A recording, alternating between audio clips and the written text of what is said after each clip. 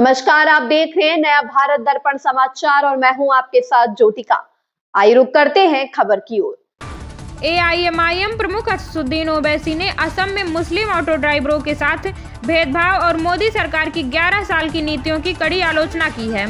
उन्होंने सवाल उठाया कि कैसे देश सुपर पावर बनने की बात करता है, लेकिन आम नागरिक, गरीब और अल्पसंख्यक अपने हक से वंचित हैं। एआईएमआईएम प्रमुख असदुद्दीन ओवैसी ने बुधवार को असम में मुस्लिम ऑटो ड्राइवरों के साथ भेदभाव और मोदी सरकार की 11 साल की नीतियों पर कड़ी आलोचना की है।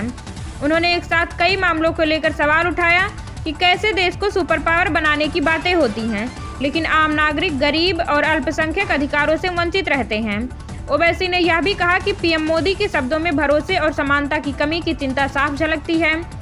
इस दौरान ओवैसी ने असम के सीएम हेमंत बिस्वा शर्मा के बयान की कड़े शब्दों में निंदा की।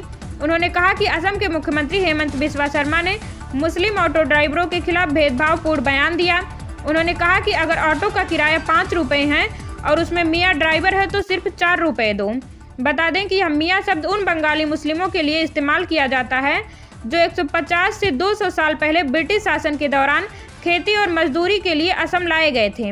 ओवैसी ने सवाल उठाया कि ये लोग भारतीय नागरिक हैं और फिर भी उनके साथ भेदभाव किया जा रहा है। उन्होंने केंद्र और भाजपा से पूछा कि अगर देश को विकसित बनाना है, सुपर पावर बनाना है, तो क्या एक ऑटो ड्राइवर को उसका पूरा किराया देने में इतना मुश्किल है? इस दौरान ओवैसी ने सीधे प्रधानमंत्री नरेंद्र मोदी पर निशाना साधा। उन्होंने कहा कि पिछले 11 वर्षों में देशवासियों को विश्वास और विकास नहीं बल्कि संशय और भय मिला। ओवैसी ने कहा कि देश को सच्चाई और भरोसा चाहिए था। उन्होंने कहा कि भाजपा सरकार ने संदेह और झूठ को आम कर दिया। गरीबों को गरीबी और अपमान के अलावा कुछ नहीं मिला। ओवैसी का मानना है कि मोदी सरकार ने देश को सुपर पावर बनने की दिशा में आगे नहीं बढ़ाया, बल्कि आम लोगों के लिए कठिनाई बढ़ाई। ओवैसी ने इस दौरान विश्वविद्यालय अनुदान आयोग यूजीसी के नियमों का जिक्र किया।